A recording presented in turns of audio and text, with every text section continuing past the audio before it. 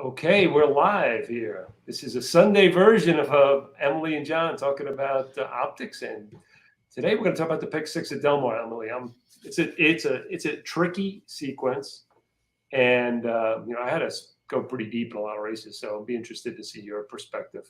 But yeah, I mean, and we're talking about it being the mandatory, right? So it's worth spreading because this is it. You got to go for it. So yeah, absolutely. Spend a little bit more.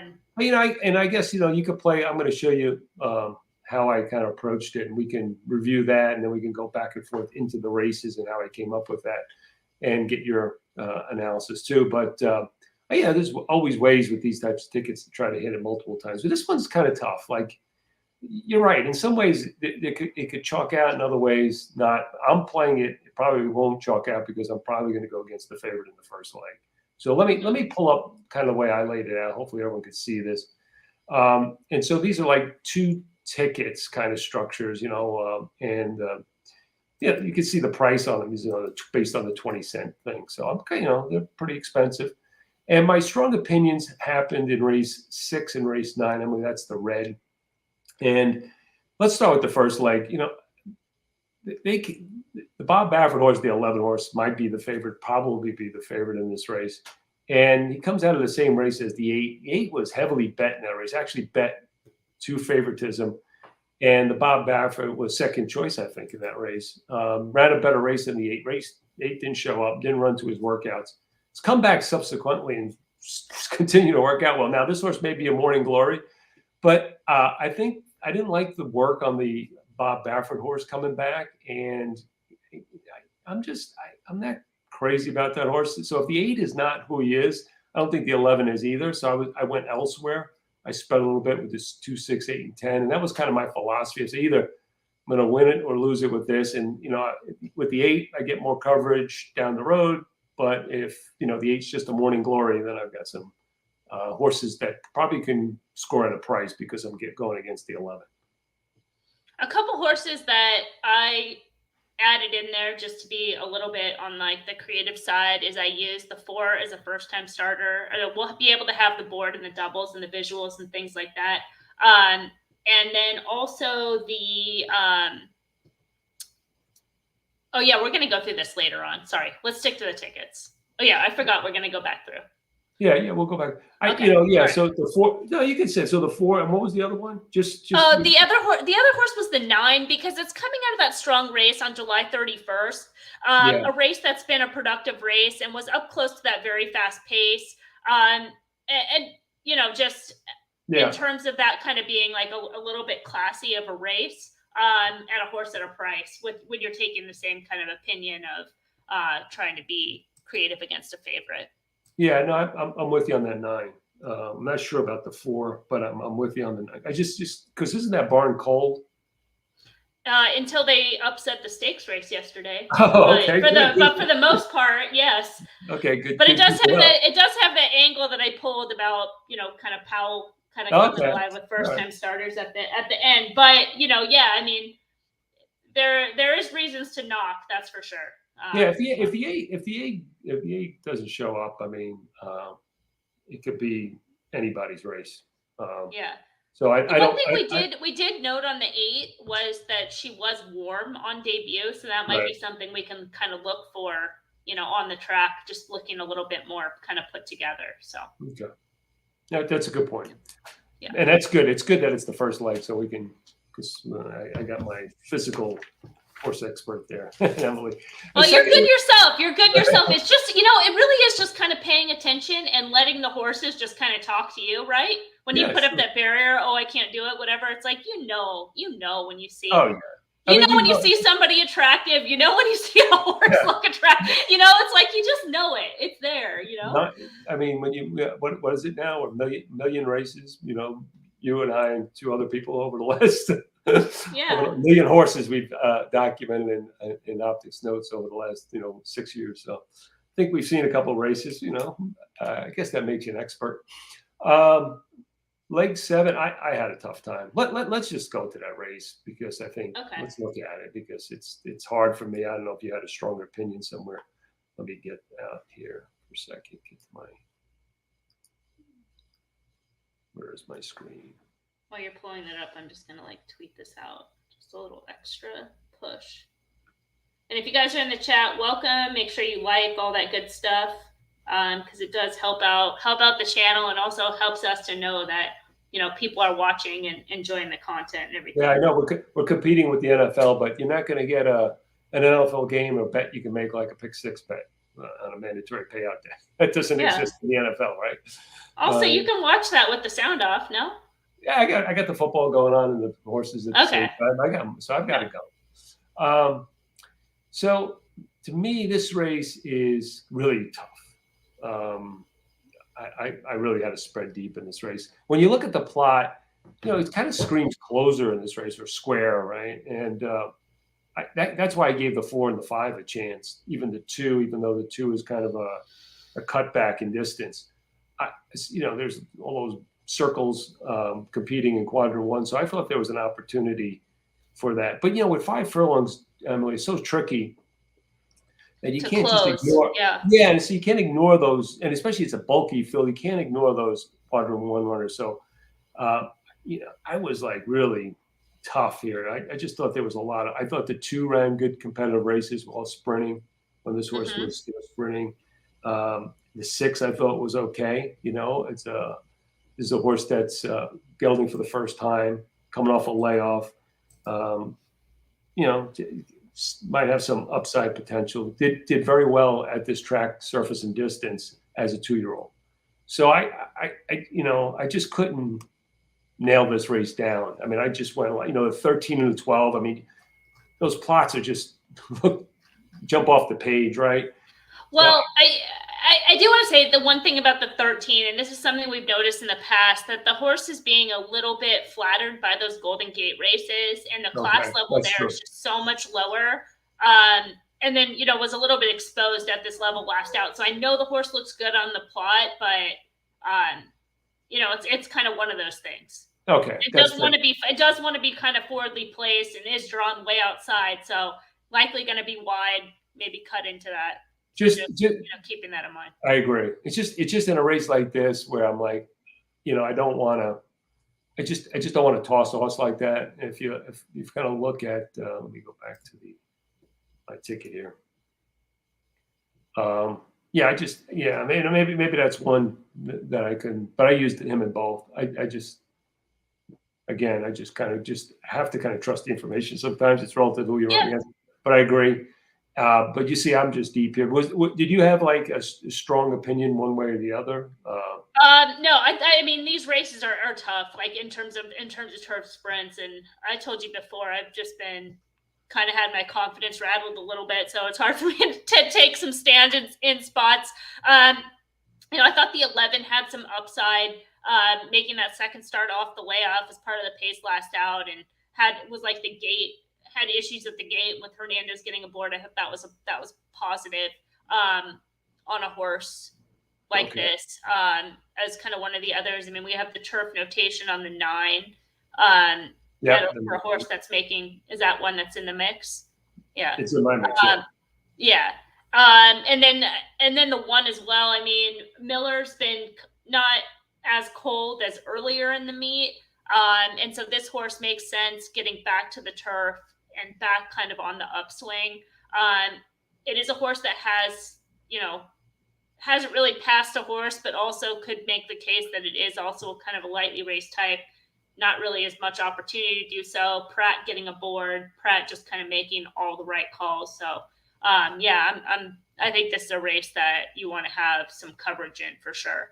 Yeah, I was against the 1, and the reason why was just a little concerned about this horse's ability to break, and drawing down on that rail is just horrendous if you don't break, and that's my concern with that horse. And I think he will be overplayed because of the connections. And so I was a little bit against that one. Just again, the way I figure, if you're gonna spread these this deep in this race, I'm trying to hit something big. I'm not, but I can understand people use them. I did not. I'm flipping back and forth here. So let's go back to the sheet here. So in the eighth race, what I did was I was back and forth. I initially thought this race was a kind of a big spread, and then I was kind of like, well, whatever. And I just kind of landed on the 4, 6, 7, and 10. I think I got 2 of the Bafferts in here. It was another race where I started off like, hey, maybe the 4 or the 10 could be my key, and then I just kind of deferred and said, I just want to get by this race. It's another tricky race, and I just thought that maybe those 4 could get me past. I was playing against the, I think it's the 8 there. Yeah, the 8 is a huge quadrant 1 square. Yeah, because of the perfect trip. Yeah, perfect trip, and here, let me pull it up so I can explain why. Well, there is one big positive change on that horse today. Yeah, what's that? Giroux off. Yeah. Yeah, that's a positive. But here's why I didn't like that horse. Let me just go into it. He comes out of that was the race. I'm bringing up the grid here. Okay, so he's in that same race, right, with somebody else, and I think that race with the two, right, and they were kind of like the same price, I think, going in, and that horse wasn't. I think that race does not come back that strongly, and for the most part, the horse runs like this is a big number for pretty big number. I just think that this horse, especially got a perfect trip. I'm just thinking this horse regresses. That's just what I'm thinking.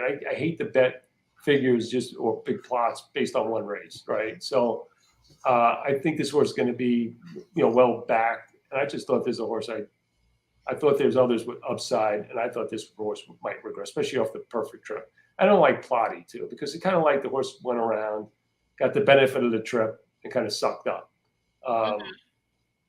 Yeah, I mean, again, I'm taking some chance. I'm going deep in lots of races, but I'm looking to cash out, and this is one that I was going to try to play against a little bit in this race.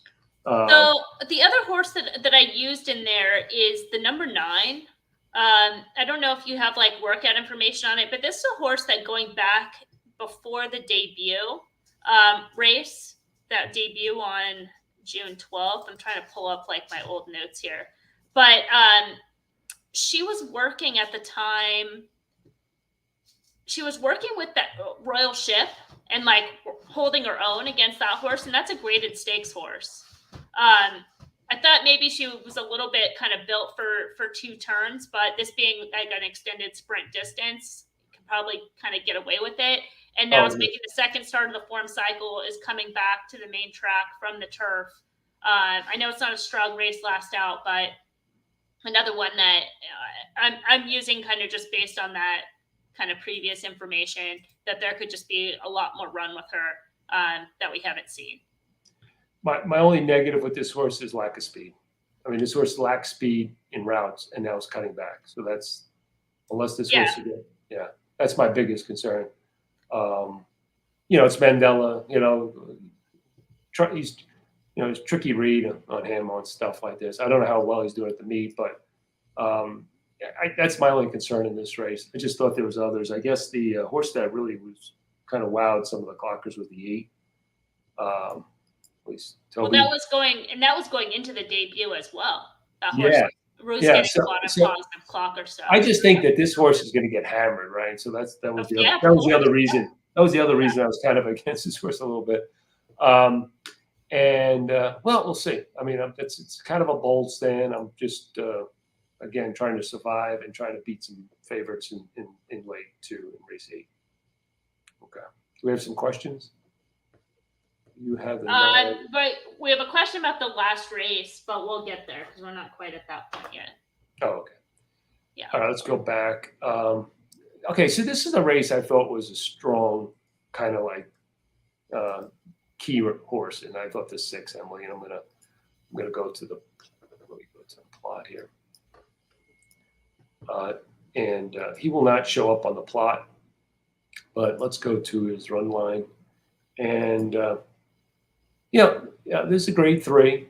But these are 2-year-olds, so you got to take it with a grain of salt. But Dandy Man Shines comes out of a grade 2 in Europe, and that was a good race. He was in traffic. It was a good race.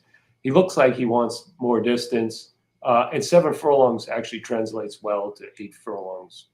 Here, just the way it's more of a straightaway race, and these horses tend to be able to extend and run better, go longer when they come to the States.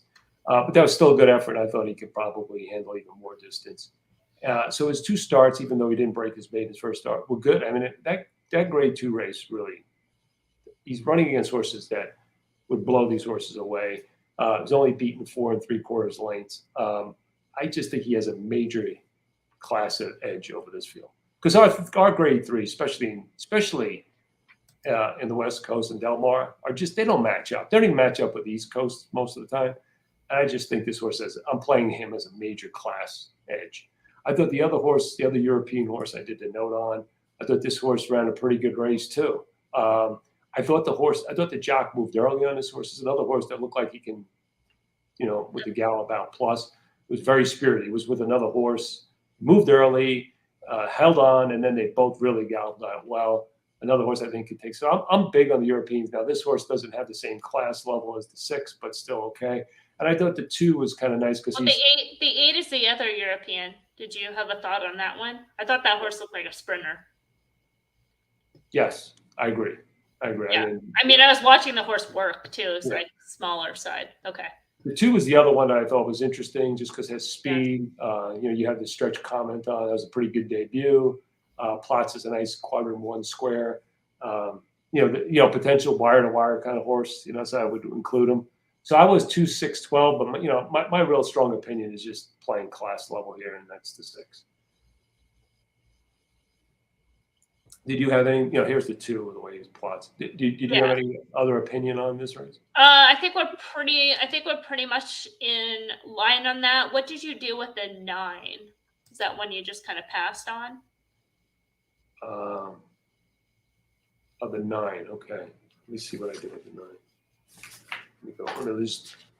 Just because we have a horse. The 9, so this is what I originally went. I went I thought 2 and 6 were my horses in this race, and then I thought the 12 when I watched his race, and then I did have the 9 as a backup just because of the effort in the debut. B+, that's a big thing. And so if someone wanted to include the 9, the other thing about this is it's like the 6 is the other Jeff Mullins horse in this race too. So he's got both the 6 and 9. So I wouldn't oppose to using them on deeper tickets. So sometimes the way I play this is I take some chances, and then come back with a pick 3, a pick 4, pick 5, which would include the 9 is one I would include. Okay. And then the other one is the 11. Yeah. Just pass on that one because still a maiden, and then Rispoli jumping on the 6. Yeah. The 11 was. I was a little concerned about the distance too. I get the rider change and the distance. I don't know if that horse.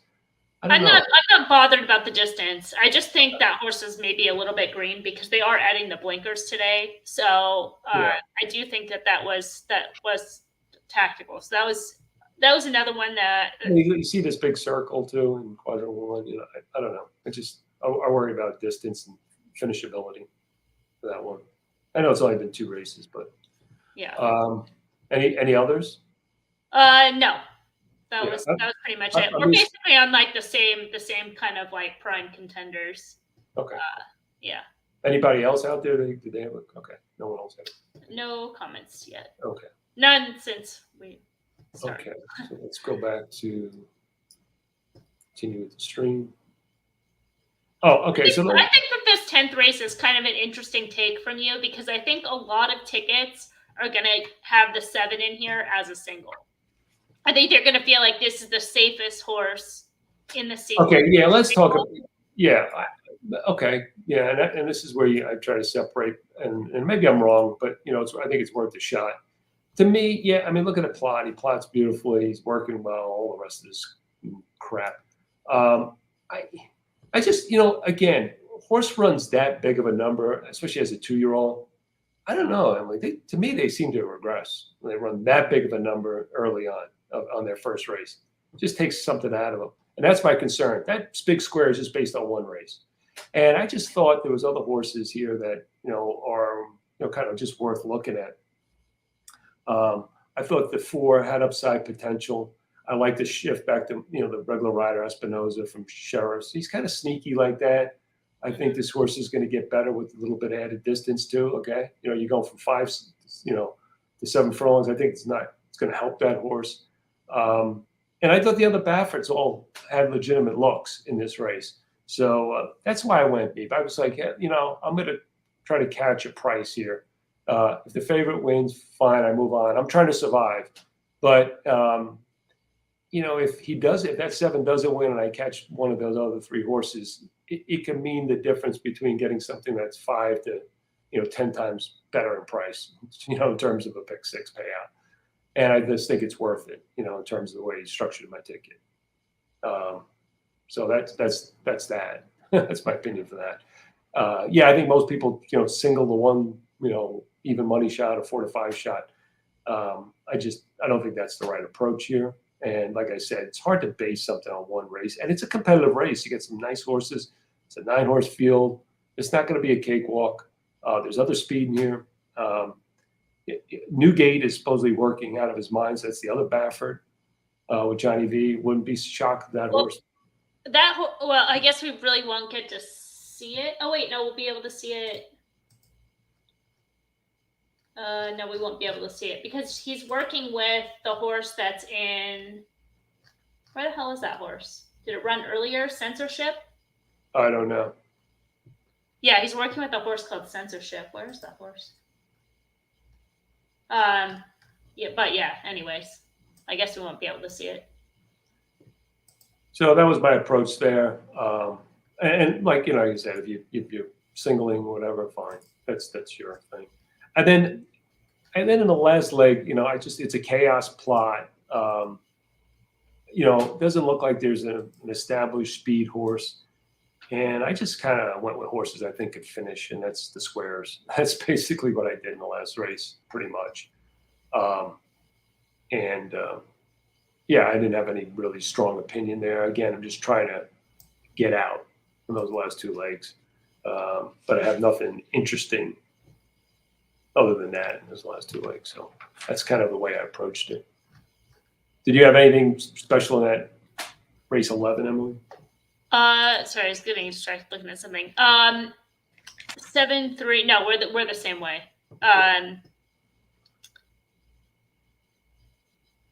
The only the other horse would be the 6. For kind of the one reason is not really based on like this horse itself, but just the fact that the ownership group is trying to like win a title, so the horse just kind of might be live on this closing part of it. Yeah, he's got a back race that could win it, so I wouldn't be opposed to that. The question that came in was asking about the 9 in this last race, which is a yes. This horse is in the mix. Yeah, definitely on my ticket. Second off a layoff, any kind of this horse gets back to some of those other races, should be competitive from off the pace. But he may not be too far off the pace. Might be a little bit more tactical. Might be a little bit closer. Unless they go, someone might. It's a weird race. Someone might just try to run everybody off their feet. So, but either scenario, I think he'll do okay. He's an off the pace horse, so he'll be fine. I'm just looking for horses that can finish in that last leg. Okay, that Censorship horse is in race 8. It's a maiden special weight race. Oh, okay. So we won't be able to get like how that one does the next one type thing. But looking ahead at the doubles, because we do have a question here why we're against the 11 in race 6, and I'll let you say why, but a couple of the horses that I did notice that are taking money, the 3 is taking a very strong amount of money in the face of that 11, and the 9 as well is kind of some hidden money on the 9. Yeah. So 9, I think we should. Yeah, I think the. But the 3 is a lot, just for what it's worth. That's not in the ticket. Wow. Yeah. But we can kind of reevaluate. But I just noticed. I mean, it makes sense. I mean, the horse is like the second choice, or not the second choice, but it's up there. In terms of morning line. And McCarthy already won a race today. Just for what it's worth. Okay. 3 and the 9 were the other ones, right? Yeah. So. Well, it just makes the ticket. Of course. Why are we against the 11? I guess someone asked. The reason is that the horse was in his debut race was in the same race as the 8. The 8 was the prohibitive favorite in that race and just didn't show up. The 11 ran okay. Since then, he's come back a little bit subpar in the works. So I'm thinking he's a regress. And if the 8 come back, he's working again well. Maybe, he was warm on the track. We're going to watch him on the track. But if he's right, he seems like the one. And so I'm not going to just add the 11. I'm going to try to either go with the 8 or try to beat both of them. And that was the strategy. Because, if either, both those came out of the same race, they both lose. And then I'm not going to waste money on that horse. I'm just going to spread. And because I'm not strong on the 11 anyway, because of the subsequent works and everything. So, we're going to try to catch something big if the 8 doesn't win. Does that make sense? The other thing, as far as the 3, because you didn't have it, and I was like kind of lukewarm. I wasn't really crazy about this horse either. She debuted during opening week, and there is some time between those 2 starts, and she really didn't do a lot of running. It was a pretty even effort, so it's not like she could have run back quicker is kind of my point, to wait to opening day or closing day for the second start. And then as far as that, and then also her works before, I thought were just okay. She was kind of second best. So I kind of have some mixed feelings on her, but I could see why people are giving her attention. I see why she's taking money. She could certainly win. Well, we can kind of reduce this.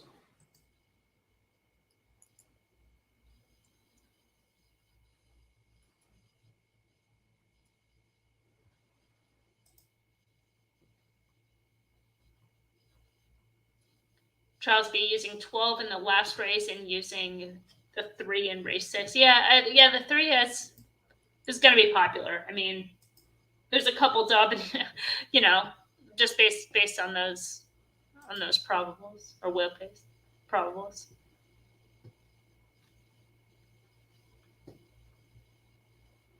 That's especially if you're using like certain horses and then you're going to use the 11 in the first leg. It's like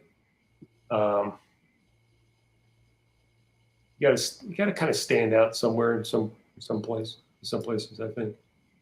Yeah, I think sometimes too you have to look through the combination of tickets. Like once you kind of lay it out right, you go through each race, and if you're like, okay, I'm on the favorite. All right, I'm on the favorite. All right, I'm on the favorite. I'm on the favorite. And you're just like, maybe we got to do some shuffling or, figure out how to break that up a little bit. It's like, why are you playing the favorite all the way through, Exactly. But as far as the 12 in the 11th race to close out, a horse coming off the layoff, one wire to wire first out. It was pretty. Sure, why not? Wild card, no. So what I did here, Emily, I just updated the ticket to include the 6, 3, and the 9. 3 and 9. Okay. 3 and 9, and I took out the 8, so I'm not going to hit it twice, and I took out the 6 in the first one, so I'm not going to hit that twice. So it reduced the tickets. So look, this is not you could play around and do whatever you want with it, but this was kind of just a concept more so than anything.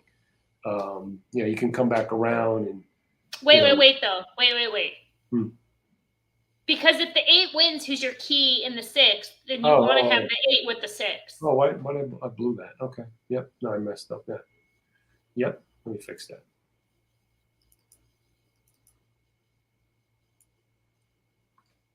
Just needed to take it out of the second one.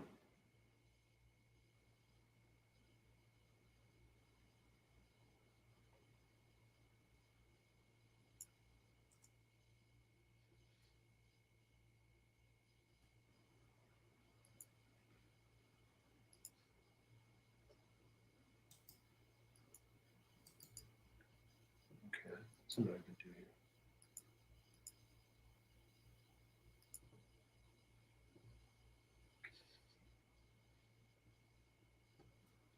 Well, that's happening. We got Delmar race 5 going into the gate. So if you guys are alive in the pick 5s, looks like there are some pretty juicy payouts. Good luck. Let us know who you're on. We can root.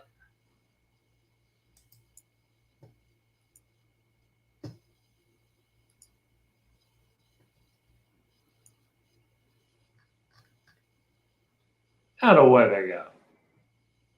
The horse in this race, maybe to keep an eye on, is this 8 horse. It's a first-time starter for Carly Gaines. It's a Calbred.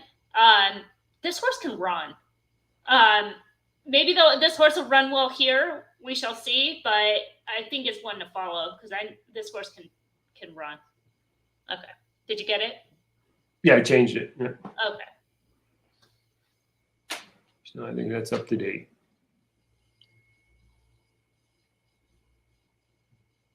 It really slowed it down that second quarter, the whole bunching up there. I'd say that's an advantage to 11.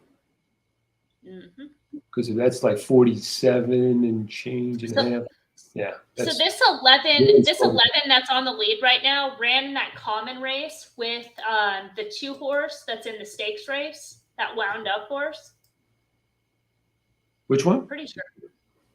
The 11 that's on the lead right now, yeah. I think comes out of a common race with the 2 in race 9 in the stakes race. Oh, okay. I believe. I'm trying to. The 11's done. No line. I think. No lead. No lead, no line.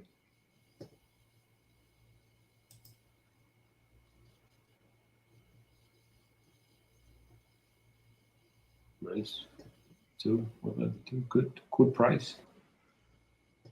Oh, so next race starts up Pick-6. Woohoo! I see. What do you think? Okay, out there, what's the over and under? What was the carryable? 133, I think. 133,000. Something like that. So I say, what do you think? You think 2 million? Oh, over.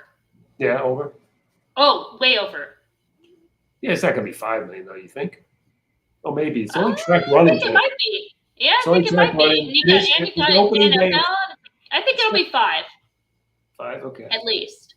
It's opening day, but I mean football too. So you gotta keep that in mind.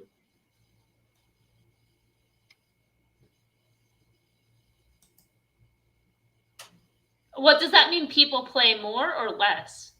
I would think more. Because it's opening day of football? Well, because I mean, once you have your bets in, you're kind of like. No, well, I've found over the years, at least for us, at least people that even buy our stuff, is less during like football season. Okay. Well, Sundays. Sundays. I mean. But do they look at stuff like beforehand? Like, are they on Saturday night looking at Sunday? Everything's less. Everything's okay. Less. There's definitely some competition there, especially among the younger guys, the new guys. Because they get not only the betting, but they get the fantasy pools and all the rest of this stuff. That's why, I mean, I sound like a broken record. The winning in is great, but they should just tie it to some kind of point system and some kind of thing so that people can get a regular basis for following horses and following certain types of horses and certain types of races and understand the races and what they mean. I think it's so critical. I don't know why it's not done. Because I know why it's not done. What am I saying? It's because tracks can't coordinate amongst themselves. Yeah. Yeah, I mean, inside has been good. Sorry, go on with that thought. So how would you structure it so that people could have like a following? Like, Yeah, so did, so for instance, there's good when like New York does that. They started that series, on turf racing, but it's them. If that series included like the Virginia Derby or something, there was like a 3-year-old. We got the 3-year-old, the Triple Crown. It's the most popular thing, right? The Triple Crown and the Travers and everything. Why is that important? Because you're seeing the same horses run. You're seeing who's the best of that lot. Do the same thing for older horses. Have something, but tie it to a point system so you have standings. So we can look at standings and, well, who's the best 3-year-old based on where they are at this point in the year. And you can kind of get a rooting interest. You can start following certain horses. They did a series. You could set up pools to bet on them too. I mean, yeah, like a future type thing. Yeah, like who's going to be right, and you got there's some risk in which horses are healthy and not healthy and all the rest. But still, I just think that would be you would just have a following. I just think it would make it more like another sport. In a sense, you have something to do with jockeys and so forth too, like jockeys' point system. And then at the end of the year, the Eclipse Award becomes like a non-issue. Doesn't become what rider is doing. Everything is just the standing, follow the standings. I mean, you could weight it and say, this race is more important than that race and all the race, the point system. Don't they realize that during the spring, all the interest in the Kentucky Derby is not just the Kentucky Derby, it's all those prep races and who qualifies. Since they did that, those races become so important, so interesting. This year was the best yet. I thought a lot of horses earned a lot of different points. It was very competitive, and it kept it real interesting.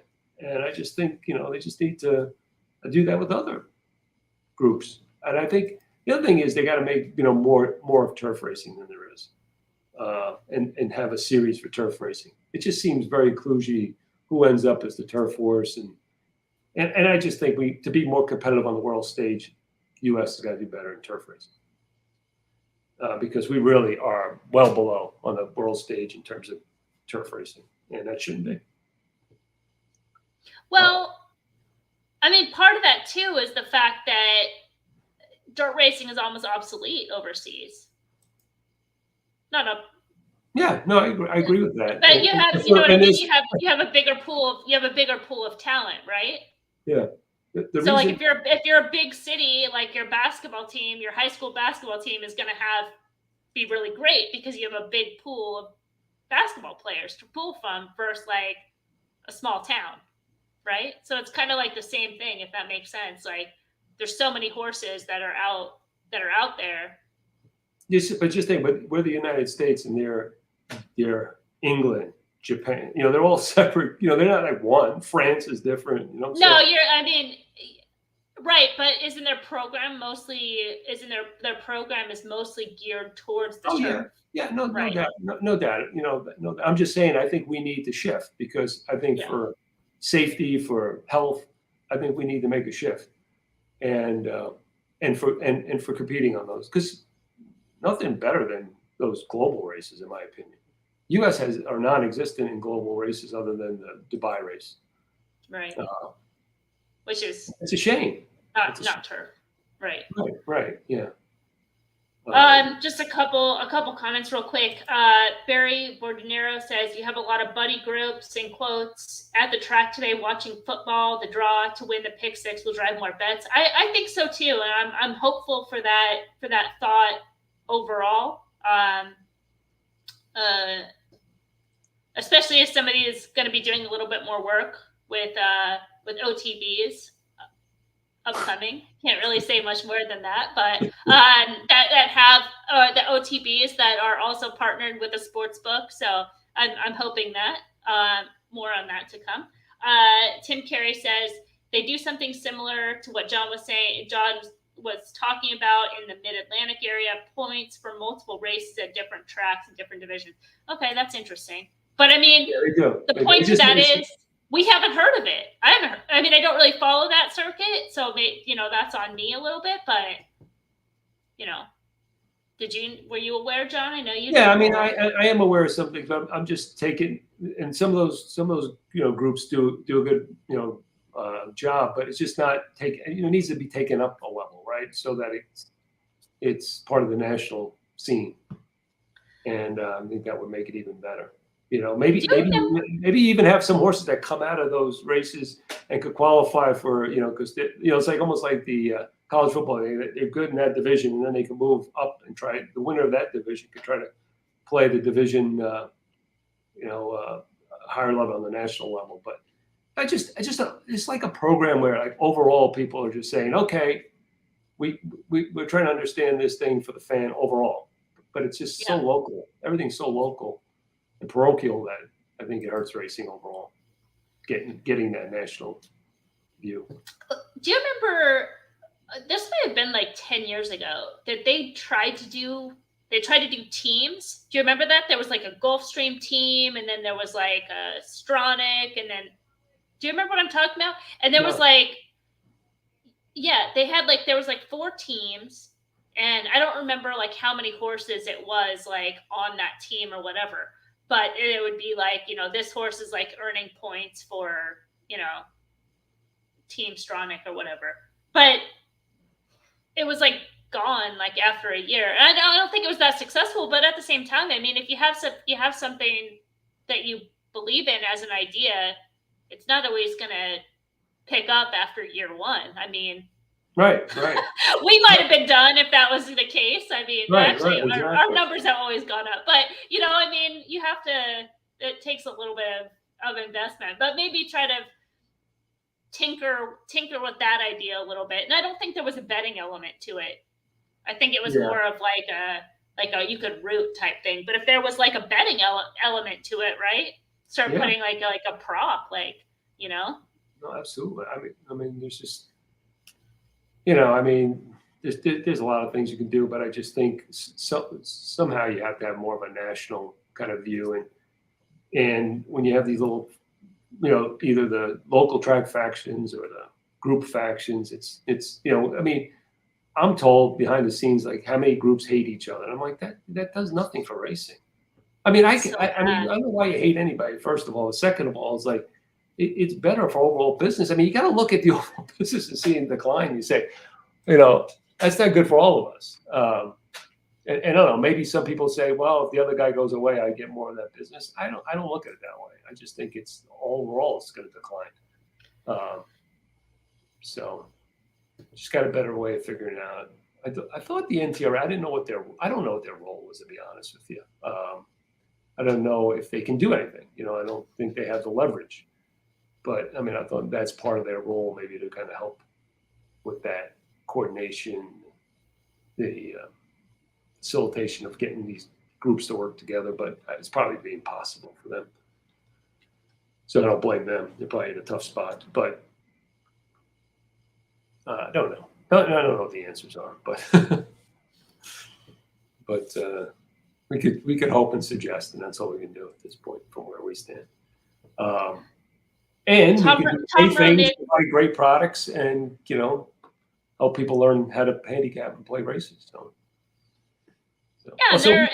and know that there are some good people out there doing good work in good areas that do want to build the game, and you know, believe in them and you know, give them a lot of energy. As far as the comments coming in before we talk about race 6 coming up in 15 minutes, Tom Rodin said they're doing Racing League the last 2 years in UK racing, region-based teams, 7 teams, 6 nights of racing. Okay, that's very interesting.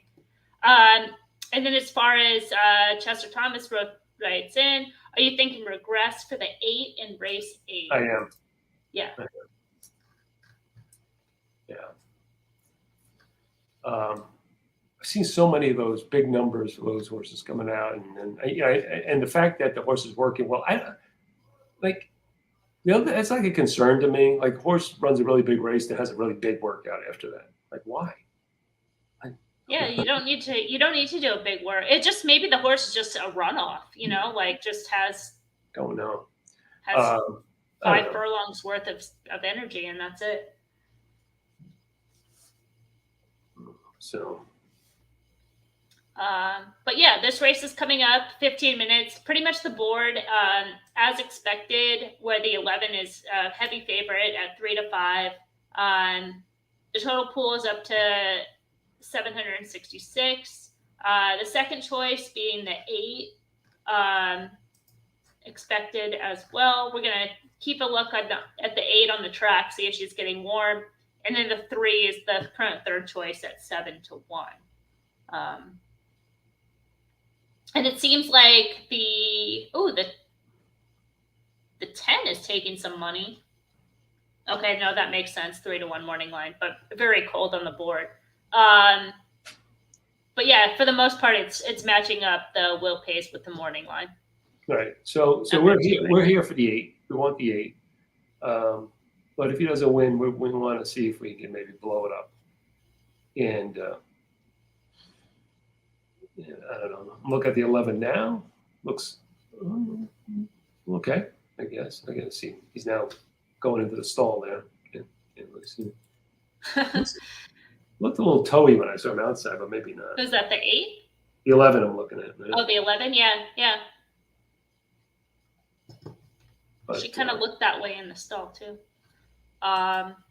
Barry, thank you so much for doing it. Thank you for joining today. Your banter is very thought-provoking. Thank you.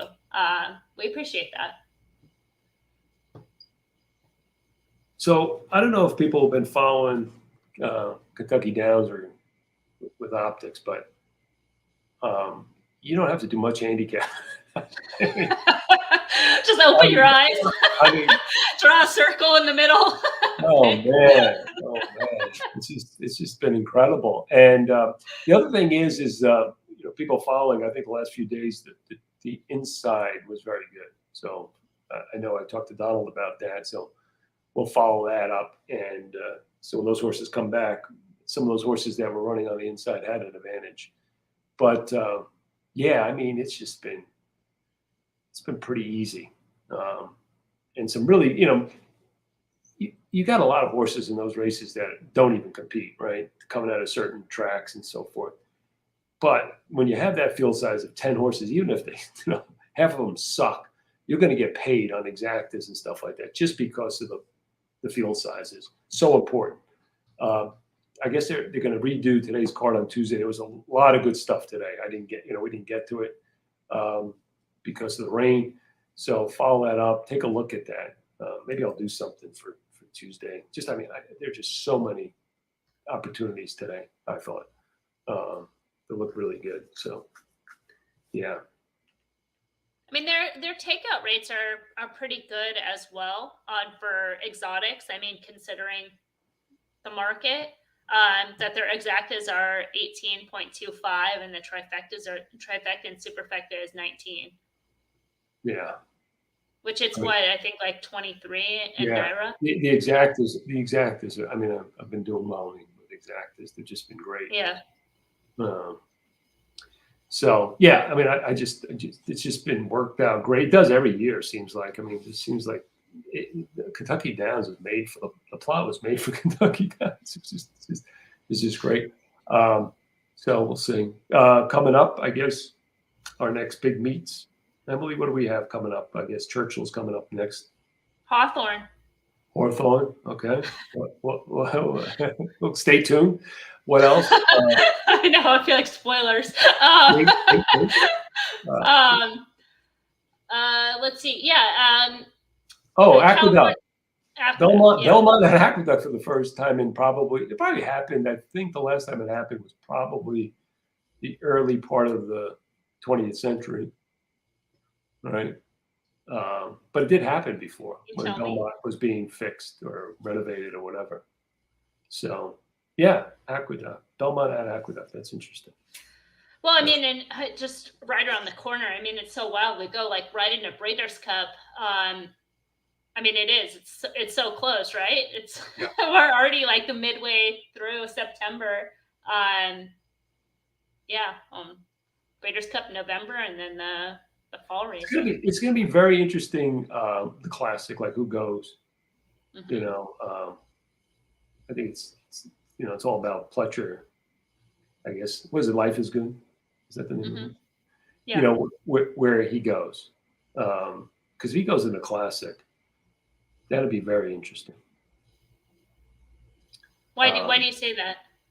Oh, just because Flightline and him. I mean, there's going to be some heavy. Because like they'll like duel? No, I don't know if they'll kill each other off. I don't know if that's necessarily maybe. I'm just thinking, yeah, I think it just changes the whole pace dynamic. And but I mean, the thing is, Flightline, we've already seen he can set off. I mean, they weren't even planning on going to the lead in the Pacific Classic. They really didn't until the fact that they're like, oh, no one else is up here, and we're going like, that opening quarter was like 23 and change, and he's like, forget it, we're gone, goodbye. Yeah, I've heard people say that he was kind of rank, and I didn't see that. Did you? I didn't see that either. Okay. I think though, no, what I meant though is, that could set, even though Flightline still could win that race, that could still set something up from behind. And one horse I'm really kind of interested in, I think he's run pretty good in all his races. I mean, the Belmont, he was a little bit, got dirt in his face and all that, but Rich Strike is a horse that I think could be like an exotics horse in the Classic if they go that route. Like, maybe a third or second or fourth or something like that at a big number. Because I think he'll fly on the radar. I don't think he's been getting the setups that he needed. I think he ran better than I thought he looked in that Travers. I think he's a horse that has potential at a big price to round out some of the lower rungs of the exotics. That's what I'm thinking. I don't disagree with you on the finishing position, but I disagree with the fact that he'll be overlooked because he's too high profile after winning the Derby, especially in the Classic where you bring in people from outside the sport. It's like the one horse they've heard of. Yeah. There's more people in this world that know Rich Strike than Flightline. Yeah, you're right. You're right about that. I don't know. When it comes to the betting, though, I think he will be overlooked. I think he hasn't been. But if you're talking like for underneath, I don't think he'll be as overlooked in underneath spots. As according to he will be a big price on the board. Yeah. I don't know. I guess we're saying the same thing. Yeah. And I think a horse that I'd like to see in the sprint is what's that? The other Asmussen horse, not Jackie's Worry, but Gunite. Mm-hmm. I think that horse would have a real chance in the sprint. I think that horse 6 furlongs is pretty good for that horse. I'd really like the race. I guess it was the Forgo he ran in 7 furlongs. I thought that was a really good effort, and I think he's on the improve. I'm already talking Breeders' Cup here, right? I got my ideas around Breeders' Cup. You love talking Breeders' Cup. I sort of like weeks before, it's like you tried to text me about Breeders' Cup and be going, I haven't looked at it yet. I'm not looking at it until the plot. I don't want to talk about it. I don't. Couple chats. What does the plot look like on race 6? Race 6 on the 7 horse. You're going to pull up the plot for race 6, and just keep in mind lightly raced horses in this race for what it's worth. But they are on the track. There it is. So the other horse I think is a strong win is I always get these names. I'm bad with names lately. If you can tell, but the Pletcher filly Nest, yeah. I think she's a shoe in there for that race. For the Classic? No. The distaff? For sure. You're gonna go for the distaff, I guess. Yeah. I just think she's better than all those older fillies. I think she's gonna just drown them. That's my opinion. The 8 does not look warm today so far. Okay, that's good. Yeah, as far as the 7, I mean, Shelby Ruiz won a race, that upset winner that was on Friday, right? When the races were taken off the turf, one of those off the turf races. That's a rarity, isn't it? Yeah. At Delmar. Yeah. It happens once every 4 years. It happened once. Donald and I met up in Las Vegas. We were going to play a tournament. You know, so like I'm not sure if he was already in Vegas, or he like came out, but I drove out from Phoenix, and it was like a massive downpour, and like I think I drove home like that same day. Like I just like drove, was like, forget it. I'm not even gonna stay the night. I'll just drive home. Forget it.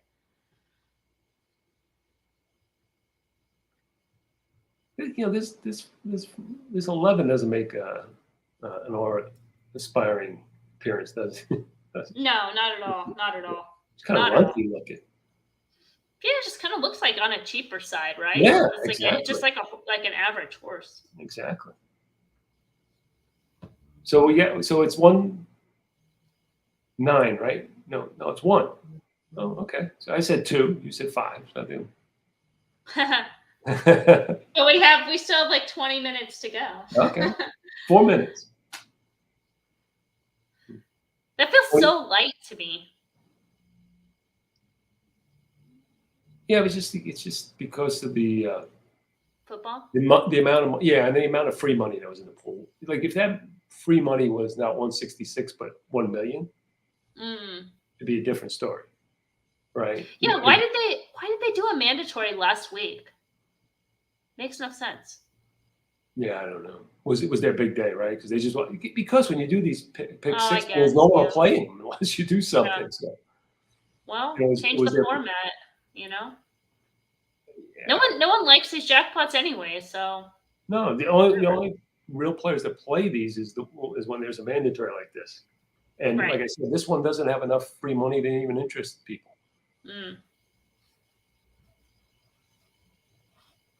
Yeah, they'd be lucky if they get 2 million.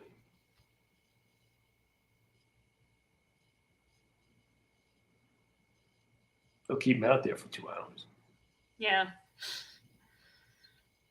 That's something to keep in mind as far as a little bit of chaos too. The longer they keep those horses out on the track, the more chaos factor starts coming into play. That's where you want a horse that's had a race.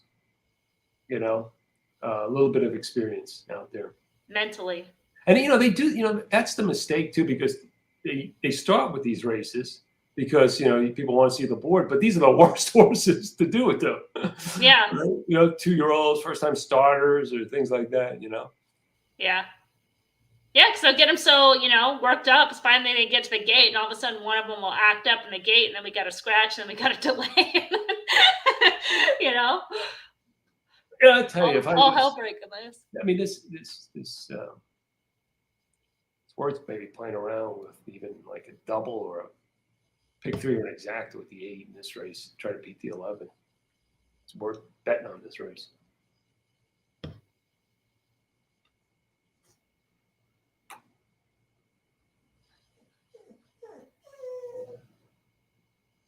I know, Frost. It's been a tough day. Frost is. It's been absolutely downpour all day today. Oh, has it? Yeah. That's depressing. Yeah. We went out. We got soaked. We were out in the rain. Right before this started. We've been having pretty good weather, and now like the heat's broke. I don't know if it's gonna stay broke, but.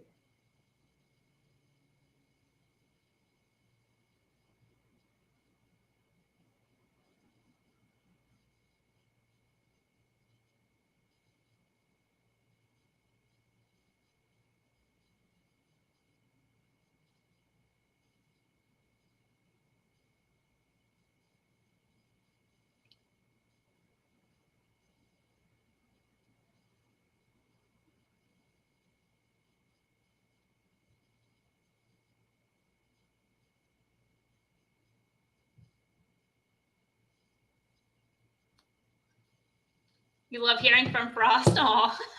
A Frost. And you can kind of see him. He's like over my shoulder. If I can figure out how to point in the right direction on camera. It's like over. I know, it's right there. opposite. There we go. Let's see him lying in bed. A greyhound. Runs faster than some of my horses. He's a turf dog though. He's not much very fast on the dirt, but get him on grass. He's got a mean turn of foot. Think that that was his problem in racing days. They didn't have any turf racing for greyhounds, so he hit cool. the bench. That would be cool. Florida, it's hard to have. They stopped it in Florida? Oh yeah, West Virginia is going to be the only track at the end of the year. I think they're going to have 2 tracks in West Virginia, but that's it. Arizona stopped, right? A long time ago. Yeah. Yeah. Yeah, I think there's one somewhere out here in the Midwest. I think that's still going, but they're like up in the next couple months. Yeah.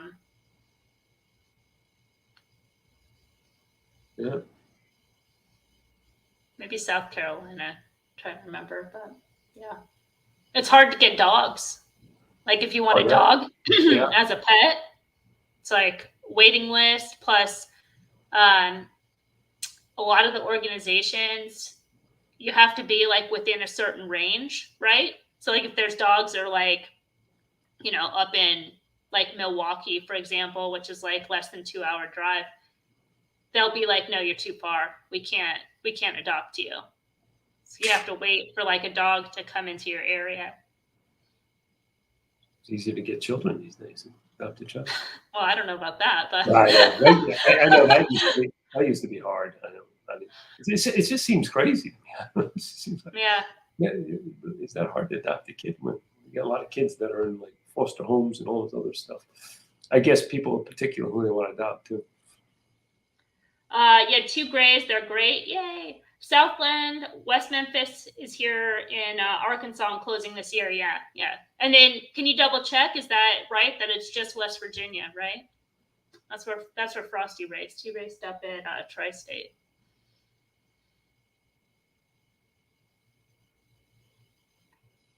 Late money rolling in.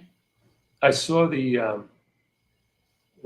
Sopranos prequel movie. Mm-hmm. You know, The Sopranos. You ever heard of that show, right, Emily? I think so. I think I've heard of it. So they had the prequel. Okay. And it was called The Many Saints of Newark. Oh yeah, that came out already. No. Yeah, I just saw it on HBO. Oh, okay. Okay, you're right because you just got HBO. Oh, okay. Brutally, so bad, so breaking. That's why it was so forgettable to me. I was like, it sounds familiar. Yeah, so bad. You know what? Did you see it? I didn't because I heard it was bad. Yeah. I thought The Sopranos was fine, but I wasn't like a super fan like some other people. I didn't like Sopranos because it reminded me. I grew up in a kind of neighborhood like that, and I couldn't stand those guys. I'll be honest with you. So I mean, but the thing I thought about that was they showed those guys for what they were. I thought Sopranos. That was the one good thing. They showed you what kind of crap those guys are, in my opinion. It wasn't glorified. Right. So that was the good thing I thought about, but still. You know, you got to put on your list. We Own the City. I told you about that one. Yeah, We Own the City. It's like a 5-6 part series, mini series, but it's actual events, and they keep it very factual to the point of what was going on. But about some corrupt cops in Baltimore. Baltimore? Doing some trade and essentially with the mafia? No. Like within their own like cop group, like stealing money from busts, falsifying arrests and all that, but also falsifying to get overtime. Oh.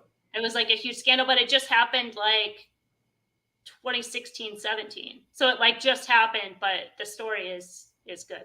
All right, they're off.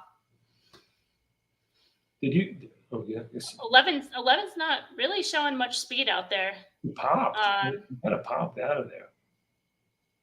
The 8's up front, getting pushed by the 9. They made a pretty easy lead, I thought.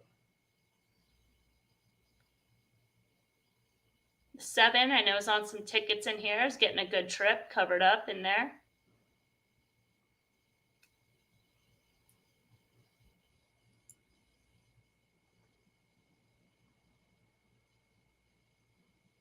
Three is kind of being pushed along down inside. 7's looking pretty good up there. For starting to lose ground as soon as I said that. 10 is done. 3 is done. 11's done. Yeah. Yeah, the 11 looked terrible. Like we called it from the paddock. I mean, just right from the start too. That opening furlong was like game over.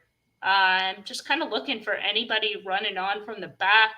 Like the 6 is starting to make a move, the 4 a little bit, but I think this is 11's now starting to run a little bit. But they would need to sprout the wings. So this was, I mean, 7-2 was it's a gift, wasn't it? Yeah. So he is who we thought he was, I guess. Yep. Right? Yeah.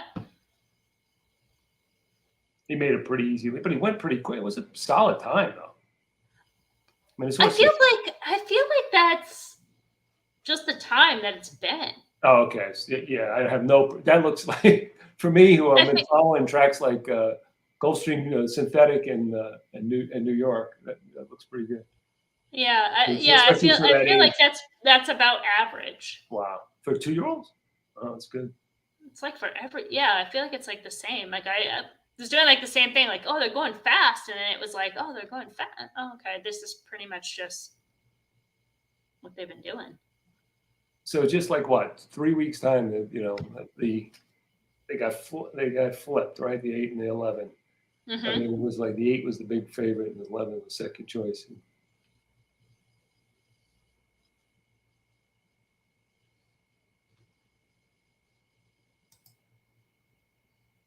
All right, well, first leg down, second leg is crazy, in my opinion. You think you agree with that race? It's kind of like blurry. I mean, it's just. I mean, the plot. I'm gonna look at the plot for a second. Let me just put it up. Yeah, because it's to your point. To this race, it looks like we know the turf profile favors horses on or near the lead, but it does look like it has a meltdown scenario. So it's like you have to play it both ways, right? You have to play the profile and the exactly pace. Yeah.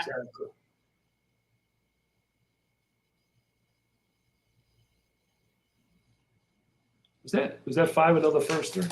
Ran pretty good.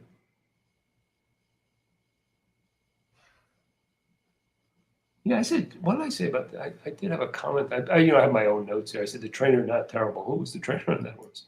It's a barn that's been sending out live horses because they won a race earlier on the card. A horse that got bet down. It was like a 12-1 morning line, and the horse won at the second choice. It's been live. It's been very live. But, yeah. That's what I look for. That kind of sneaky stuff, especially in races like this where about 920. Yeah.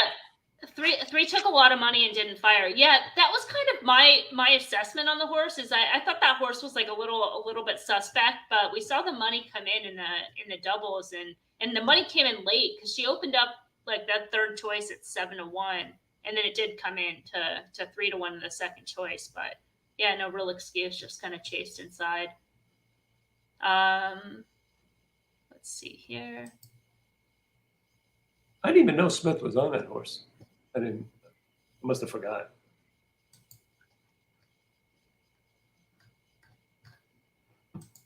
I forgot Smith was still around. Just kidding. He's a married man now, he's settling down. Oh. That's true. I'm never getting married. I want to be wild forever. Nifty, man. He's like 50 he got married, like it's something like that. He's over 50. I mean, he got married. It's kind of like, wow. Now you're going to get married? Careful. Some of us are closer to 50 than we might want to realize. No, I just mean getting married. I don't mean being old. Believe me. All right. Well, some of us are single and getting closer to 50 than we want to realize. So take it easy. I'm a big proponent of marriage if you get the right person. So same here. I lucked out. Yeah. Kathy's a catch. She's our favorite. Yeah, she's the best. Everybody needs a Kathy. Yeah. Their own Kathy. Yeah, if you got someone, it just keeps me in line, that's for sure. We're a good balance for each other. All right, so we're alive. I just wanted to be past the first leg. we pass the second leg with a nice price, we might do some damage. All right. So this is the plot. Like you said, got to go both ways. You want to get into the grid a little bit? Yep. So let me look at the 2. This was a horse that what I thought. Because the 2 hadn't been sprinting in like forever, but has those good sprint right, races. has those good sprint races, right? Go back here, and exactly. And you know, the only thing I didn't like is like recent race, but that I give it a look. That was a race off a layoff. Don't know if there's an angle here for this guy, but he's got 2 horses in this race. So let's look at the other one. So the other one was good too.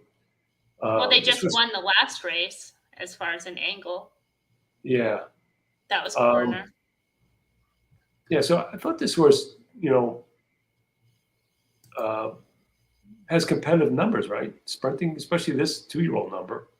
Mm-hmm. I mean, you know, didn't progress, but that was kind of early in the year. It's been laid off a long time. First time gelding. Let's see how he's working. I think he's working okay. Yeah, he's working okay. So I thought he was okay. I thought he had to be left in the mix. The 4 or 5 of the like bombers that, you know, maybe get the pace set up, Emily. One's coming out of a route. But I mean, like, you just see like that it still has numbers that are like close enough. I just don't know about. Let's look at the short sprints, because I like to look at specifically because it's such a unique race. I mean, maybe a little bit slow. Maybe this is not the best, you know, race. But like I said, it could be a chaos race, and that's why I left them in the spread. And then the 5 was the other one that looks similar, and there's like, you know, like but this horse is more of a short sprints. Only Del Mar race. That was a pretty good race. Closed. Race was kind of slowing down a little bit, but yeah, I mean, yeah, I just I couldn't bet this race. You know, no. Vertically, I really just don't have enough of strong opinion here. So I think this is the perfect spread race. So let's see where we are on that. And we were 2, 4, 5, 6, 9, 12, 13. And we don't have the favorites. And the favorite. Oh no, we do have the favorite. We don't have the 1. That was the horse you liked a little bit, Emily, right? The 1. Mm-hmm. It's But I mean, and you make the good points about it as to reason to not like the horse. So I understand. Yeah, a rail. I mean, and we've seen that with some of those Millers, they've been like breaking slow on those turf sprints. I don't know. You know, they're all different horses, but yeah, they've started to come alive a little bit more lately. But yes, we did see that a lot at the beginning of the meet. Yeah, he could find like a trip if this race falls apart. He may be able to find an inside trip. So be it, you know. But again, really trying to catch a price here.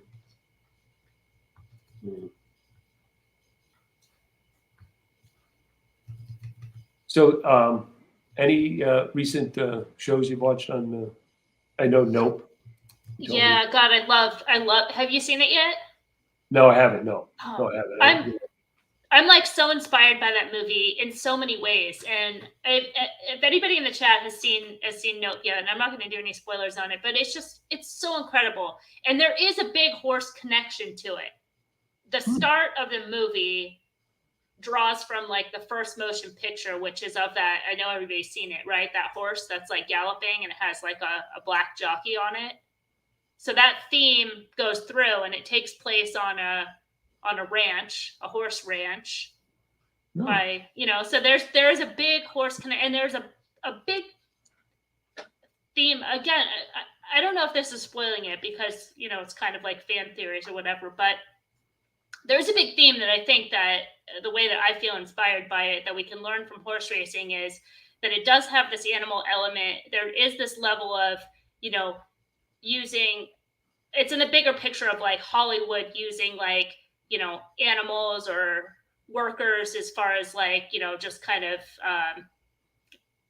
so weird trying to say this without, anyways, there's that theme to it, and things that like we can do more to recognize people that maybe not getting, the recognition, right? Like it's easy to recognize the Flightline, the Bob Bafferts, but these other horses, these claiming type horses that run 90 starts, that like we know their names, we see them because they're running for 10 years, they're 10-year-old horses. We've seen their names in the past performances, and then they do just kind of get kind of lost to the history books, right? Because they're running for these small purses, and maybe, as an industry, maybe that's something to kind of take note of. But anyways, Nope is really incredible. And then there's also, it's just a fun watch. It's kind of a throwback to Jaws, and just kind of like that type of have fun at the movies type thing. So but other than series wise, I don't think so. I really haven't had time. You talk about Jaws. I went to see Jaws with my brothers and sisters, and we had a kind of like the sister had a friend. We went early, bought the tickets. It was when it first came out. It was like the first weekend. It was crazy. And so, how was that experience? Like, what was that like? Going to see that, and like, it was awesome. It was so intense. It's just everyone in the theater, being around all those people, right? Besides the guy kicking my chair, my brother threatened to beat him up. We grew up in the Bronx, so that's what we had to deal with. But it was just incredible. It's just, first of all, seeing on the screen like that, especially we didn't have TVs back then. Sucked. It wasn't like what it was today, and the theaters were huge, right? They didn't cut theaters up into like 50 theaters before then, right? So when you were in a theater, you were in like, it was huge. It was like a theater, and the sound and everything, and the emotion, the people, like to me the freakiest scenes were before you even seen the shark. Like the first scene when their girl gets taken, eaten, it's like, you don't see her, you just see her like jerking in the water and stuff. It freaked everyone out. And then the music, dum, dum, dum, dum. It was absolutely incredible. Someone asked the scariest movie. I guess it was, like everyone asked, what was the scariest movie you ever seen? I forgot where that was. I just saw that. So what was the scariest movie you ever seen, Emily?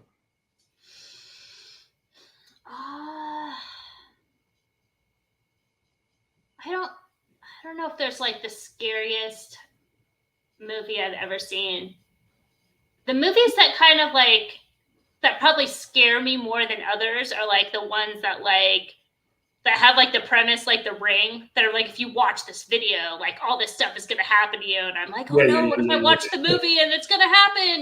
Like that kind of stuff, like gets me more than anything as far as like being scared. But like, I like horror as a genre, we talk about like some of that, Jordan Peele has like, kind of the new horror. And then, I had you watch Hereditary and Midsommar, those type of horrors are awesome. Yeah. I think when I was a kid, Exorcist scared the crap out of me, right? Because, you go to the theater, it was like another thing where you have to wait online around the block to get into The Exorcist, right? And I was like, I don't know, what was I at the time, 11? And it was like, oh man, it was like freaky. It was, especially the beginning when, like, before all the throw up and all the like just the subtle things that she did. And it was some scene, it was so freaky, they didn't even have it in the movie, including when she comes down the stairs. I don't know if you've ever seen it. It's like, I have seen it, yeah. Yeah. So they didn't include that in the movie. It was like, so it just was eerie, But and I think the next year, I think The Omen came out. I think that was more freaky for me. Mm. It was like, because it wasn't kind of in your face. It was like freaky, and the kid was the devil. It was like it was just weird. And the scene with the nanny just jumps off the building kind of freaks me out. Like in the beginning. But I still think Rosemary's Baby still holds it. I think it's one of the scariest movies. It's a great movie. Yeah. It's freaky, right? It's a really good movie. Roman Polanski, to me, the two movies that I'm not a Roman Polanski fan, obviously, for other reasons, but The Rosemary Baby in Chinatown. Chinatown is one of the coolest movies ever made. I mean, I just think the cinematography of that movie is just fabulous. It really gets you back in the 40s in LA. I imagine it could have been like that. It's just an incredible movie. And the way he films it, he always films it from Jack Nicholson's point of view, like at Jack Nicholson looking at the other people. That's how the movie's filmed. It's kind of interesting. See, it's his perspective on everything. Kind of really good movie. But yeah, you're asking how horrifying Nope is. It's, I would say that in terms of genre, that it is more like kind of thriller sci-fi, but there are some very like kind of classic horror movies, but it's not like horrifying in that sense. So I would say it is kind of more in the line of like, you know, going to see like Jaws, like considering that as like a horror movie. Yeah. The original Halloween was a great movie, you know, great horror movie. Yeah. And the thing with those movies and Nope as well, I mean, the music is just like incredible because it does give that atmosphere. But yeah, I mean, John Carpenter just like kills it, that whole soundtrack. Yeah, awesome movie. It's an awesome movie. I remember that it had limited. I think that helped that movie too. It had like a limited distribution originally. It just made everyone more interested. We were like, when are we going to get to see this? Where could we go see this? You know, had very limited distribution. You know, it was kind of more of a low budget. You know, it wasn't a high budget film at the time, and it just kind of grew. You know, like the interest in it grew over time. When we saw it, it was like, wow, this really delivered, this movie. Carrie was good too. Yeah. You know. Yeah, you know, like it's just you get lucky too. You get the right. Who knows what some of those actors or actresses are going to be, but they turn out to be pretty good. Oh. Sissy Spacek was like 26 when she was playing like a 16-year-old girl. There is this that just, I don't know what it was. It just reminded me. There is a series that I've been watching, and our chat has probably seen this and jump in. But the Untold series that's on Netflix, that new season that just came out. So it's Manti Te'o is like the first one. Oh, maybe the second, or the first one, and then the And One is the second one. The Tim Donaghy, the basketball ref that was involved in you know betting, and then the America's Cup. I have a lot of issues with the Manti Te'o one. I think that story is really fascinating, and there's so many elements to it, but there's I don't like the way that they dealt with it. I think they need to do it like in 4 parts, more parts and more time and energy to really understand there's so much going on in that story. And a lot of it just gets kind of muddled and blamed. And it just, I didn't like the way that it was done, but it's a fascinating story. But that America's Cup one is just very exciting. Very exciting. What's that? So it's, are you familiar with that Untold series? Yeah, okay. Yeah. So the America's Cup, it's like sailing. Oh, America's Cup, yeah. Yeah. Okay. When they lost? Is it about when they lost? Yeah. Yeah, it's amazing, right? I mean, I knew nothing. I was going in like totally blind. I almost didn't watch it. I was like, sailing. I don't care about sailing. Like a bunch of like rich dudes out on the water. Boo, boring. But that was my favorite one. Absolutely my favorite one. Yeah, I met him. What was his name? Dennis. I forget. They used some technology from HP or something, you know, between their losses or something. I don't know. These, you know, they made a lot of money on bullshit because, you know, they became more famous than any other person, and they had a group of sailors ever because they lost. But anyway, you know, they won it back, I guess, the next year or something, and they used, I don't know if they run every year, every 3 years. I don't know what it is. But Dennis, what's this guy's name? I know the way. I want to say like Collins or something like that. Yeah, something like that. I met him at this because, you know, he was talking about how the technology helped him. You know, I was half believing it, but well, that is like a big. That's how that tide turned, like literally. Like was a technology, and they kind of go into it, like just show a little bit at the end, and now it's like a completely different sport. I mean, but yeah, it's really great. It's a fun ride. And again, for me, like to go in completely blind and have like no idea about anything. I didn't even know what I was watching. It was kind of a kick. Dennis Conner, I think his name was. Connor, yeah, something with a C. I love that commercial that Paul Hogan, the comedian from Australia. Yeah. And he's talking about come to Australia. It was one of those tourist things. And he goes, oh, by the way, if you're here, you could come see America's Cup.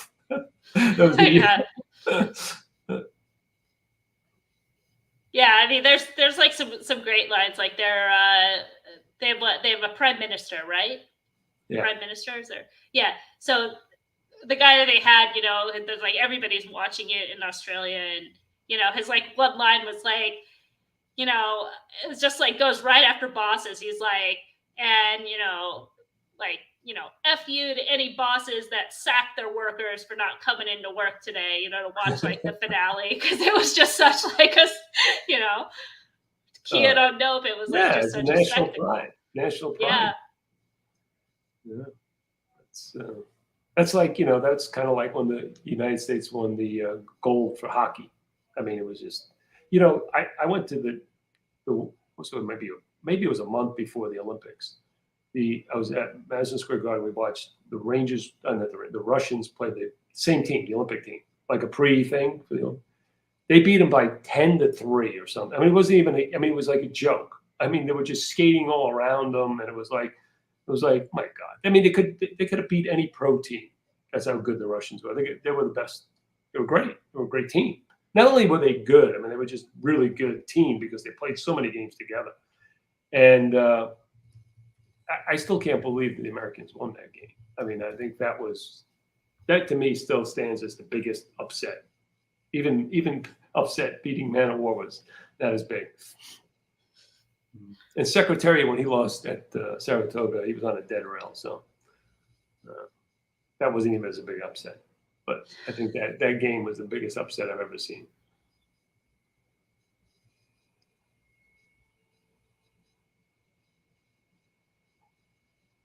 It lost a lot for me, the Olympics. I mean, all sports have lost a lot for me. It just doesn't have that innocence that, like, it's just like, it's great that these guys are trained and, they take all this stuff. It was before, it was like, it was a sport. It was all about sport. It wasn't about a business. I remember even players used to have to work off season, just to live. Well, because the Olympics for the longest time was limited to amateurs. So an amateur you're not getting paid to play, right? So you did have to work. You had to have a job. Yeah. Yeah. I mean, if you Yeah, absolutely. If you were, a Caitlyn Jenner, you could survive off like endorsements and things like that. But right. There was that was like so few and far between. But then I think it was basketball that turned that around.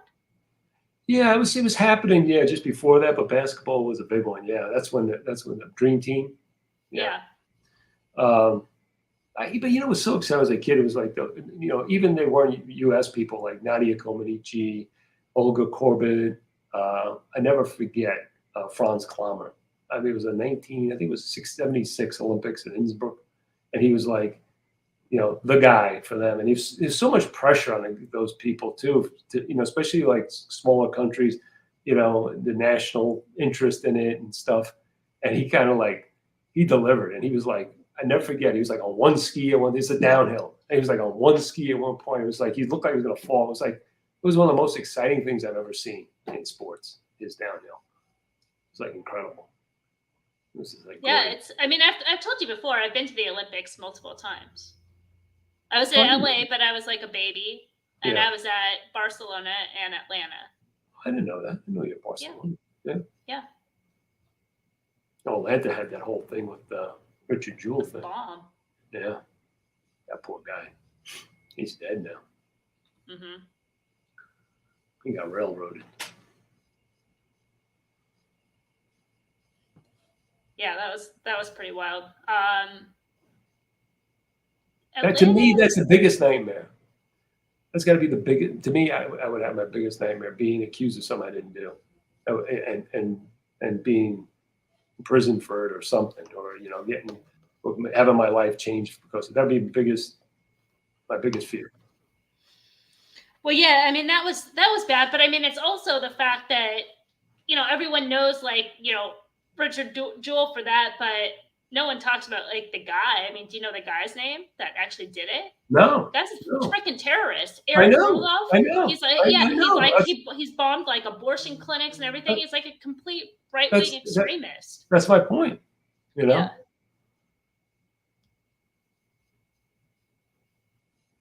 So I bet you like 25% of the country still thinks Richard Jewell did it. Yeah, sure. Well, they put out that movie, that Eastwood movie. And they had another movie, that Manhunt series. Did you see that on Netflix? The guy that played Richard Jewell is fabulous. I haven't seen that one. Oh, that's really good. I didn't see the Eastwood movie. That might be on HBO. Might be. Yeah, I should look at that. I wanted to see that. I want to compare it to the Manhunt episode. Okay, so they're getting into the gate. Look at the Pick-5 pool's pretty good. Saratoga had some enormous Pick-5 pools. Yeah, they did. They were doing like 3 a day at one point for the during the weekends. So okay, we're deep here. So no strong opinion, folks. So have at it. Take your shot. What's I guess the best would be, well, I guess one of these crazy horses. In a 4 or 5, I could see come running late. If they get the right setup. I thought the 2 was a huge price. Yeah, the 9's getting bet down. 13, big price. Let's bring the pot for a second.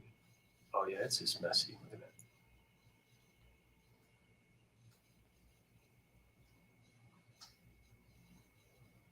I might jump after this one just because. Yeah, no, this kid is getting restless. Needs. I think the storm has calmed down too. I guess see someone said Man of War. I think that Man of War upset. Like a race is a race, but when you have like 3 periods of hockey, you could. It's not just a minute out of a hockey game is 2.5 hours. You figure you can work things out. Even if you get behind.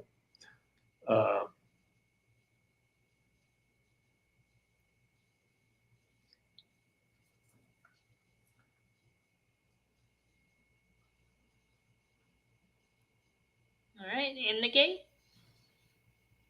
I don't know why that go. 1 perk pretty good. It's gonna get the lead. Oh. 10's out there pushing. 10's pushing for the lead.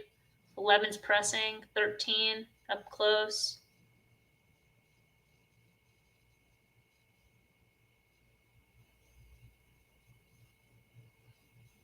He's tripping here. Yeah. This horse had a pretty big warm-up, though, the 12. So maybe that took something out of the horse because it kind of looks like he's being ridden along. Yeah, he is being ridden, but still. 9's looking okay.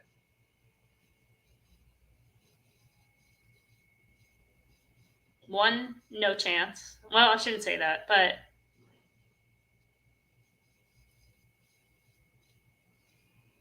Let's go with this turf question mark on the 9. Me too. Look at 2 flying up the rail. Yep. But don't mess with my turf question. Don't mess with my turf question marks. Let's. I gotta show that, right? Yeah. I don't even need to go to the grid, right? Here it is. Can you see? Can everybody see it? The turf question mark. This is the first time this horse has ever been on the turf. Yeah, excellent eye there. Excellent. So we move on. So now it's a pick 4, right? And so this is where you want, you get a 14-1. You beat the odds-on horse in the first leg. And now you want that coverage in those last couple of legs,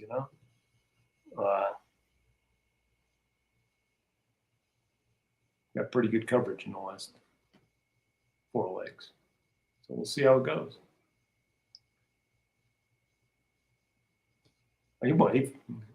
He tripped out. Yeah. Closed good. Looks like there might be some trips behind him. Yeah. But 7, But- I don't know. I just saw something about 7 there. Well, the 7 came closing late, but the 7 missed the break too. Completely missed the break. Yeah, he missed a break. Well, that race kind of fell apart like we thought, right? I mean, Yeah. two ran huge. Those are your two horses, aren't they? I think 2 was the other one. Oh, no, 2 was the one that 2 just was the sprinter. back numbers. Yeah. Yeah, it's the original sprinter. Yeah, I can see the 7 moving. He kind of altered course. Mm-hmm. But I think it is kind of flow aided a little bit. Like, yeah, he's closing, but there's also those horses that are backing up in the stretch. Yeah, 5-2 was there. I think our point was it was a chaos race, and you got 14-1 over 18-1. 18-1. 9-5, 25-1. Yeah. So, yeah. So, great race if you really could anchor it on someone. I just could. Great betting race if you anchor on something. But spread was the way to go. Well, good. I mean, good job on the tickets, because even if the 8 hadn't won, that would have been done. Yeah. Because there's no 9 in that 7. No. Yeah. So. Yeah. No, the idea was take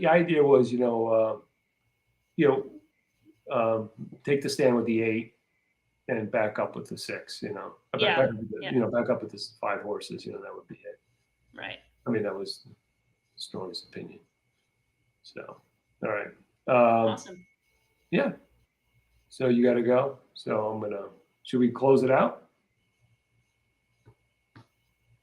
Unless you want to stay on. That's hard to talk to myself about. It is. It's very tough. Live streaming is hard. It's hard work. It's fun, but it's harder than anything. Yeah. So it's a legitimate, people that stream for a living, that is a legitimate hard days of work. Oh, absolutely. Without question. No, absolutely. No, I probably could do it. The thing is I mean, we kind of laid out the races. I don't know, and there's just such long time between the races. Yeah. If there was another track, it'd be different, right? You can just flip to the other track. I know there's other tracks running, but none that I'm interested in covering, So I think we're gonna kind of leave it at here. Perfect. Yeah. So anyway, I think that's kind of the way to look at things in terms of laying out a ticket. See, now we kind of use the plot, in that race basically. Tough to gauge, go deep.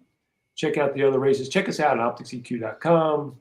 Got a lot of good stuff we continue to do and come out, and hopefully what we'll do is figure out. Emily's going to be busy, but figure out what we can do in terms of more videos and maybe have more educational videos than just going through the races. So that'll be something that maybe I'll continue when we get here in the next coming months, especially the racing will lag off a little bit. So maybe I'll do some instructional videos or something. So stay tuned. And follow me on Twitter, because I might have an announcement coming any day. Yeah, cool. That'd be great. Okay. All right. Hopefully this was good. Send us a feedback, like us, subscribe. Please help us out on those things, because we'll know the level of interest, and we'll know if we continue to do these things. I think these are kind of rare from what I see, in terms of people doing stuff like this. I think it's kind of second to none doing live things like this. So if this is a format you like, let us know. Please send us a note. Go to our contact form on OptixEQ.com and check us out. All right, Emily, good talking to you, kid. Likewise. All right, thank you guys for everybody joining in the chat, and good luck the rest of the way. Thank you.